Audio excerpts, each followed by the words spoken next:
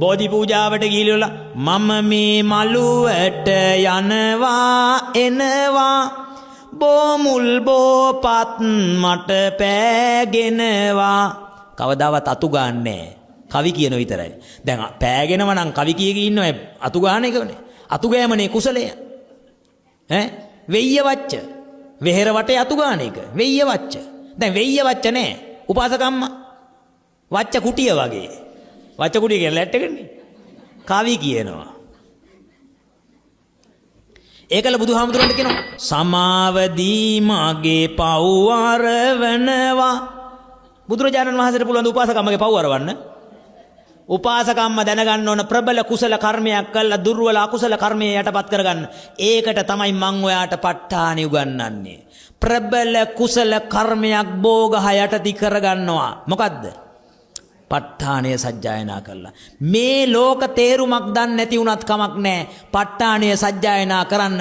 එදා ගල්ලෙනක ඉඳගෙන ගල්ලෙනේ එල්ලිලා කිරිවවුල්ලු 500ක් ප ဋ ාණ ධර්ම සජ්ජායනාව ශ්‍රවණය කරගෙන ඉඳලා එයින් මැරිලා ගිහිල්ලා දිව්‍ය ලෝකේ ඉපදිලා බුද්ධාන්තරයක් එදා කාශ්‍යප බුද්ධ ශාසනයේ ඉඳලා මගේ ගෞතම සම්මා සම්බුදුරජාණන් වහන්සේගේ කාලේ වෙනකන් දිව්‍ය ලෝකේ සැපවින්දේ මේ ප ဋ ාණ සජ්ජායනාව අහගෙන ඉඳලා.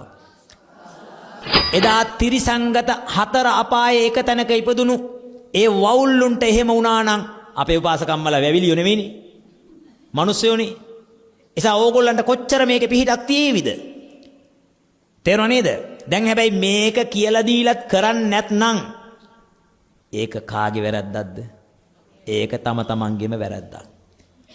ඊට පස්සේ අපලය ආපු වෙලාවට දුවලා ගිහිල්ලා කරන්න යන්න එපා. එදාට වැඩේ වෙන්නේ.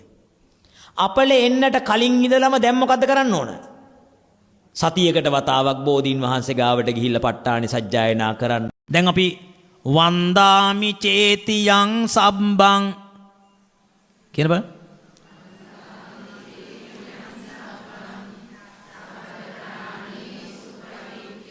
ඔය කිව්වේ සබ්බඨානේසු පතිට්ඨිතං හැම ස්ථානයකම පිහිටියා වූ සබ්බඨානේ සුපතිට්ඨිතං මොනා කියනවද මන් දන්නේ.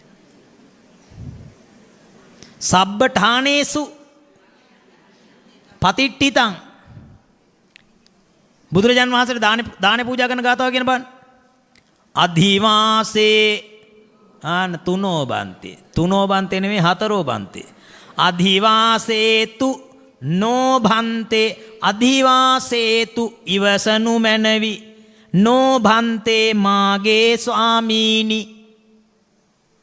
අපි එමු කියන්නේ මොකද්ද? අදිවාසේතු නෝභන්තේ.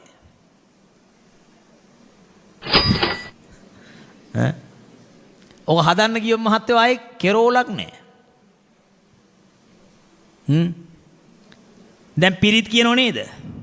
පිරිත් කියනකොට මජ්ක්‍ධිමා රස්ස කානු කතූලා. අහලා තියෙනවද? මජ්ක්‍ධිමා රස්ස කානු කතූලා. ඒ කියන්නේ කානු කපාලා වගේ. මොකද කියන්නේ?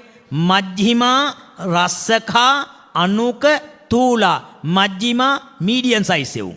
රස්සකා හීනිය එවුන්. අනුක ජීවි. තූලා මහත් චලි වගේ එවුන්. මජ්ක්‍ධිමා රස්සකා අනුක තූලා. අපේ උන් කියනවා මජ්ක්‍ධිමා රස්ස කානු කපාලා.